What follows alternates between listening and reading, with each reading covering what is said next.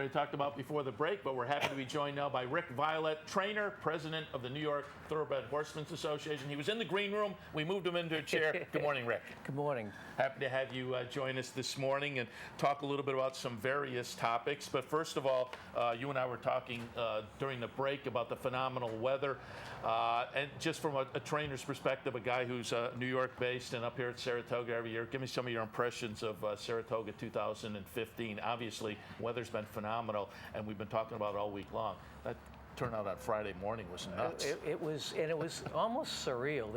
It was a very respectful crowd. It wasn't like a sports arena. It was almost like Lincoln Center. There was appreciative applause without people going crazy. It was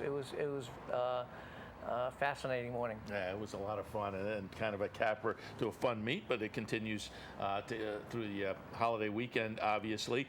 Early in the meet, you had a couple of nice winners that I want to touch on and get some thoughts maybe going forward. We have some video. We're going to look at the maiden breaker from Lemon Liqueur. This one subsequently came back and ran third in the Seeking the Ante Stakes just the other day, but I did want to show the first start. This was the career debut. Pretty nice looking debut from Lemon Liqueur.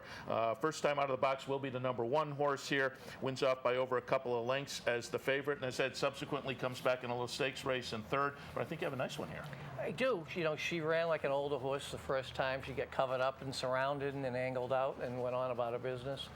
I actually thought she might run a little better in the stake, and she was an okay third there. We might try her on the grass. I had a half-brother, Big Breezy. His only start on the grass. He was a really good second by exchange rate. So she has a shot to move up there, and we might experiment there next time. All right. And also wanted to pull up Silky Girl, and just wanted to talk about training in general with this one also. We're going to go back, maiden special weight event on August 16th. Silky Girl is going to be the #10 horse, just holding on by a neck. But this was career start #2. First career start, ran fourth. Had a little trouble in that race. Ran fourth behind Just Wicked, who came back to win a stake subsequently that we saw actually earlier on the show. But talk a little bit about the one we just saw first time out of the box. This one second time. How do you train, and is it a game plan, or are you playing it by ear, whether they're prepped to go first time out of the box, whether they get an education that they benefit from, and maybe a start moves them forward, that kind of thing? It's a little bit according to the individual. Some can run really well first time. We do school them in the morning. We get dirt in their face, and they split horses. And some, remember that well, and others don't. Silky Girl, she actually trained really well on the dirt and the grass. She's, scat daddy out of a pretty turfy family by military. But I thought we'd give her a shot to see how good she was on the dirt first, and she was okay. She got beat by an eventual stake winner, and had some trouble there. Yeah, but thought we'd come back and see where we were on the turf, because you can't quite give away races this time of the year, and she obviously ran really well on the turf, and we'll come back in either the Talma up at Woodbine or the Miss Grillo at Belmont. Okay, so a couple nice ones there earlier in the meet. Now I want to touch on the highlight of the meet, going back to last Saturday. We'll watch the stretch run of the Travers. Again, Keen Ice getting by to upset American Pharaoh. Frosted runs third. #1 Upstart runs fourth in here. Give me your impressions of his race, and how'd he come out of it? Where's he go next? I mean, he ran hard. It was probably, an A- race. It wasn't, we might have regressed a little bit off the Haskell. I'm not sure he loved being down on the inside for that long. We get beat 5.5 lengths by the best horses in the country. Yeah. So he's obviously a nice horse. He ran a respectable race, and we'll see where we go from here. So no plans on the agenda right now? We're going to give him every opportunity to make the Pennsylvania Derby without circling it in Penn. I'll breeze him next week. We'll give him a couple of easy weeks. And if he breezes well, comes out of it well, then we'll head down to Parks. And what that was, it's 3 weeks from 3 the weeks, Travers? correct. So, yeah. All right, so we'll keep our eyes on that as well. Also wanted to ask you have, this is a nice little, talked about it a couple of times already this morning, nice little maiden special, 7th race this afternoon for state breds. You've got Foggy Mountain Cat in there. I think it's, with the two horses Actually, on the rail. I ended up scratching. He had a temperature this morning, and I don't know if I've drawn in with New York song yet from the also. Oh, you're on the AEs there too? Yeah. Oh, a couple deep on the AEs. Yeah, so. All right. So scratch that, sorry. No, that's okay. So what do you think, though, when we do see Foggy Mountain Cat? He's been quite all right in the morning. Not quite a rocket, but that's, I think, going, 3/4 to 7/8 is probably a good first start for him. Very good. And I do it with all the trainers, or try to do it, talking a little bit about some of the nuts and bolts of the game, because I think there's people that are kind of new to the game that watch the show. And even if you've been around, it's interesting to find out some of the background that we don't get introduced to on the front side a lot. And so when I get the trainers here, and this time of year, I thought a good question for you might be, what's the game plan? What are the logistics of, we're getting to the end of the meet, shipping out? How do you ship out? Are you going waves, and how do you schedule that? And do you keep any up here? We do. I'll keep a handful up here with Rusty Myers, my longtime assistant. We do it sometimes in waves. Sometimes you do it the same day, depending on the year. Most of us are pretty flexible. It's like the circus. We've been doing it a long time. We have our crates. We break it down and pack it up, or like a rock show. Everybody knows where things are supposed to go. So it's fairly automatic, just selecting. Certainly the horses that might run that opening Friday, Saturday, Sunday, we'll get them down first, and then kind of, if we want to take advantage of maybe getting a light week up here, or take advantage of the turf course at Oklahoma, we might leave some here, but maybe a week longer. So, but you'll stay up here with some horses until, what, the October closing? Correct. Yeah. Very good. And it is a nice facility. I don't think people realize it opens in, April and closes in October? That's right, yeah. Sometimes, depending on the weather, a little bit deeper into November. And so for folks who are in town, watch some workouts the rest of the year. The racing doesn't leave at the, no, it doesn't. At the end of Labor Day. There are still horses, and they come a little bit early, too.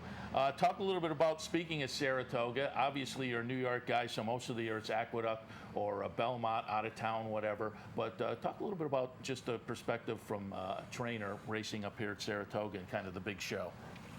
Well, you enter races where you think you're in the right spot, and you realize, what was I thinking? It's very tough. It's very deep. People, ship in here to win, not just to get, go to the nightlife or get a box. It's very deep. I mean, Todd, he's averaging 20%. That's down from his year-round at 30%. So it's 2-year-old races is always a surprise. The good ones come from everywhere. We 1-2 finish from Ellis Park in the King's Bishop. So it's great to have people come and watch what we do. It's nice to have people on a Monday come and see maybe next year's good horses if they're 2-year-old races. So it's a great place, but you better be buckled up. Yeah, it's certainly, and that's the same game plan for the bettors too. I've talked about it the last couple of weeks. For me, I don't know if I was buckled up the last 3 yeah. But there's 4 days left, so we'll make it work. Rick, one of the other reasons I asked you in here, a hot button issue here at the meet, really over the last few years, but the Jockey Club Roundtable, the Albany Law Conference, there was a Lasix summit a week and a half or so ago as well, and so the hot button topic is the federal legislation, which may lead to federal oversight. USADA may be taking a look at medications. Lasix has become a hot button issue again, and you are the president of the New York Thoroughbred Horsemen's Association, so I wonder if we could get your thoughts and maybe representative of the organization, what their thinking is with this being put out there. How many hours do we have to do this? My God. Short and long, Lasix is going nowhere. It's a very simple thing for the horseman. Absent a suitable, scientifically proven replacement, we think it's irresponsible to take something that protects the horses. And we can go through all the machinations of that, but we don't think it's in the best interest of the welfare of the horse, and you have to start there. Everything else take care of the horse, the rest will fall in place. The federal legislation is a backdoor to get rid of Lasix. That's also going to go nowhere. They can't even agree. The supporters of the different bills, the Udall bill or the Tonka bill, they can't even decide. And when there's no consensus within the whole industry, things usually don't happen in D.C., and there's not even consensus on the pro-federalization of racing. They tried out that it isn't really a federal bill, but it still needs the signature of the president, and they tried out that it really isn't getting rid of Lasix, but it brings it up to international standards and regulations. It's an awful bill, even if you wanted the feds to get involved. And I mean, the budgeting is non-existent. There's no oversight. I mean, potential lawsuits because, enacting a federal legislation, nominating an independent, not a government agency, but a private entity to take control of an industry just doesn't make sense. Big government. And it also marginalizes the tremendous progress we've made in the uniform medication. And they continue to do that, and it's really reprehensible. The standardization of labs, the multiple violation stuff, this is happening. Louisiana just passed legislation to get that done in Louisiana, and they were supposed to be the immovable object. So there are things that are happening that are very, very good, that will accomplish things without turning things over to a very uncontrollable body that really doesn't exist. And that's what I've said to people. I think if you look at the racing industry, we are moving towards uniformity, which I think everybody agrees would be a good thing for the industry to have uniformity across the country and across jurisdiction. It's maybe not as fast as people would like, but with federal legislation or federal oversight, I think you have to watch out for the unintended consequences. All you had to do was read the story a week ago about TSA, where the federal government took it over after 9/11, and a review over the last year showed they failed 96% of the time to discover weapons or bombs getting on planes.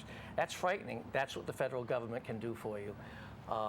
There is a movement, and it always could be faster. I'm all for, having states and horsemen agree that starting January 1st, 2017, if you're not completely on board with the uniform medication policy, with your laboratories being accredited and that whole process, then maybe we can't send our signal to your state. If you want to really draw a line in the sand. That hasn't seemed to, gotten a whole lot of steam because it's probably too good an idea. It'd step people, if New York was serious about it, let's do that, and let's make sure that our labs are all accredited and everybody doing the testing is doing it at the same levels and the same deep dive that you would want people to do. But reinventing the wheel, I mean, USADA doesn't even do this in the body they're trying to create. Does not make any regulations in their own sphere of expertise right now. They're the cops. They enforce the rules, but they make no rules. And even in the Olympics, they don't even do equine. The FBI does the equine. So there's this kind of underlining of integrity. The one thing is, there is plenty of integrity now. The bat boy for the Yankees wouldn't pass the medication testing that the horses go through every day, and 40% of the horses get tested every day in racing. So I sometimes resent the carpet bombing to advance that agenda, and I really think it's a poorly designed agenda. And I appreciate you making that comment, because I think that's one of the faults of the horse racing industry. We don't push back maybe enough, and when somebody labels the use of Lasix as doping, people who aren't familiar don't realize it's more therapeutic. As you say, it's about the horse and the health of the horse, and I wish we would put the program out there a little more. But I appreciate your comments and the thoughts of New York Thoroughbred Horsemen's Association. Rick Violette, trainer, president of the New York Thoroughbred Horsemen's Association. Been a nice meet so far. We hope you have further success over the weekend. We appreciate the visit. Thank you very much. Rick Violette. All right, we'll take a break. When we come back, Stephen Boucher, local owner of Keen Ice.